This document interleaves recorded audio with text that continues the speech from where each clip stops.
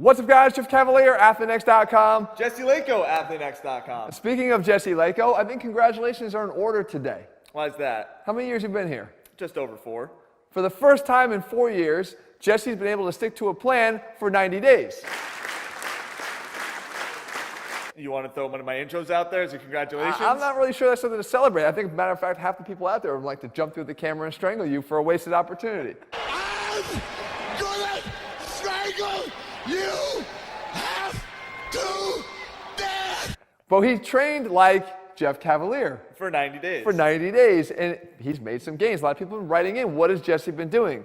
I'll say this is consistency, and it's really important. However, there are things I want to showcase as to what you actually did that have been the most beneficial. Right. But before people do get a chance to jump all over, you do have good reason for not being able to stay consistent over all these years. A lot of starts and stops. Yeah, it all has to do with the previous head trauma. A lot of head trauma. Everybody that's followed the channel knows that Jesse's had quite a few concussions. You've probably seen it play out in front of you quite a few times on camera before, but it's legit, and I'm actually proud of him, and I want to make sure that you guys see the 9 best things that I think you've taken from that 90-day experience that are going to help those out there. Sounds good. All right, so we start with a little bit of a no-brainer here. Whoa, you're going to make that joke? A bad choice of words. All right, so we start with the obvious. And actually, this is one Jesse had a head start on a long time ago. You probably watched the evolution of his posture from something that looked like this to something that looked like this, or as these pictures show, from this to this. Jesse came to me not only as one of the hardest of hard gainers, but one of the most poorly postured individuals I've ever seen. He's not alone, though. A lot of you out there will find that you have a terribly rounded shoulders. You lack thoracic extension through your upper back. You have a bad pelvic tilt, whether it be even posterior or anterior. Jesse had the latter. The fact is, you need to work on those because they screw up the mechanics of your lifts, which we're going to cover next. And by doing so, hold back the potential you have for excelling in those lifts. So we actually focused on making sure that it was part of Jesse's routine, and it's been part of your routine, It has been. I've been pretty consistent with it. You know, I was doing it every single day, but now I've been doing it, a few times a week just to keep it up and to reinforce that good posture. Working on the things that are kind of your focal points and not everything in the book. No, exactly. And we have a whole bunch of videos that cover all these different topics. All you got to do is search your issue plus ATHLEAN-X, and you're going to find it. Just make sure that you don't ignore it and start building it into your training. All right, so with postural inefficiencies mitigated, the focus was on trying to get Jesse's compound lifts to be better, right? To get stronger in them because you have more efficiency in performing them as the postural inefficiencies go away. Yeah, as my posture got better, it felt like the bar was flying up. I was just, more efficient with the lifts itself. So you focused on them a little bit more, basically the big 3. Yes. And not to mention here, you've developed some impressive numbers, I would say. Well, I'm an elite level power lifter now. Be a little careful with that one. Okay, advanced level power I lifter. still might be a little careful with that. I mean, look, you can see here, he's accumulated some pretty big lifts for his body weight. As a matter of fact, we're going to cover in a video later this week about Jesse being able to perform a 3-time body weight deadlift. And who would have thought little Jesse could actually get it done? But it was the focus on building the base foundational strength. Remember, guys, you don't improve anything upon a cracked foundation. When you fix the foundation, the strength itself will be a hell of a lot easier to build, and it will come a lot faster than if you do it on that cracked foundation. And that leads us to point number 3. It wasn't all just about building strength. Matter of fact, that's just one component of it. What else were you doing? Well, just like you, I was incorporating bodyweight movements and also hypertrophy training itself. And the body weight for control, not just going through the motions or trying to get rep after rep. No, I was trying to command my body in space and really slow the movements down so that way I could feel every single, muscle working throughout that movement. And of course, as you did that, your dip count went up, your pull-up count went up. But beyond that, when it comes to hypertrophy, right, we talk about all the time, if you want to build the most well-rounded and high-performing physique, you have to have elements of hypertrophy training. And that means instead of going for the efficiency we seek with our strength-based movements, here you're actually seeking, I always say it, inefficiency.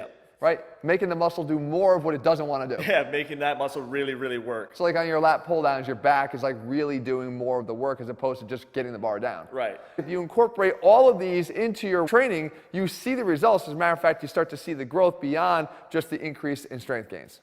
And so now going hand in hand with that increased focus on hypertrophy training or the inclusion of the hypertrophy training is also the intensity techniques that we'd like to incorporate along with them. Yeah, I was doing what you do. I was using some drop sets, partials, pause reps, as well as rest pause. Rest pause, yeah, exactly. Basically anything to, again, take the intensity let's say, to and through failure, Yeah. right? Not just taking the sets to some point short of failure. And when we talk about failure, we're really talking about form failure. That's what you were instituting across the board. But at the same time, I do believe that in order to force changes in growth, you need to push your body where it's not comfortable going. And these intensity techniques are something that you really shouldn't shy away from, especially if you want to see similar gains. All right, so now we have to talk about one of those things that was maybe holding you back a little bit before, and that was what? Running. You know, as I've mentioned here on the channel before, I was a distance runner. I liked running. It really helped me with lacrosse. I have no issues with running. It's an athletic and positive thing, but your distance was a little bit excessive, right? Yeah, you know, it was the primary of my training, but I've changed that to be the supplement to my training.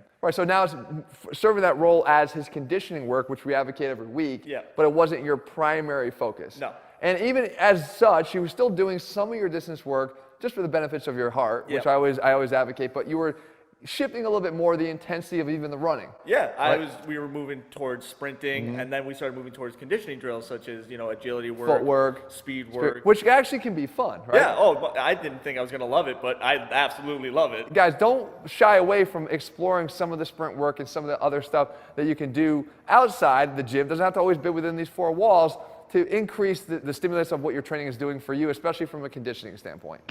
And so now it goes without saying that, of course, there was one exercise that Jesse did every single day, and that was? No, that's not what I was talking about. No, it's face pulls. Of course it's face pulls. Of course, face pulls. So guys, I advocate face pulls for a reason. You can see here Jesse's back development, particularly his upper back development, his rear delts, his mid and upper traps, they got significantly more developed, and they're responding to that. And not only that, but it carried over well to your deadlift. Oh, yeah. And not only that, but I started doing something else every day. What's that? The bridge and reach over. But, you know, if I had to do every single one of your do this every day exercise, I'd be in the gym for 4 or 5 fucking they're hours. never intended to be done every single, not every one of those things is done. People are supposed to pick and choose where their deficits are and do those things every day. But it was a bridge and reach over that you like. That's the one I love every single morning. That one actually reinforced some of Jesse's postural issues. So selecting the ones that fit the best with where his or your limitations are is the right way to go. That one's good for getting more thoracic extension and for getting the hip flexors loosened up. Fact is, consistency with even just a single exercise can pay big dividends if you do it every single day. Which brings us to another thing you were actually doing every day, and that was? Ab training. Okay.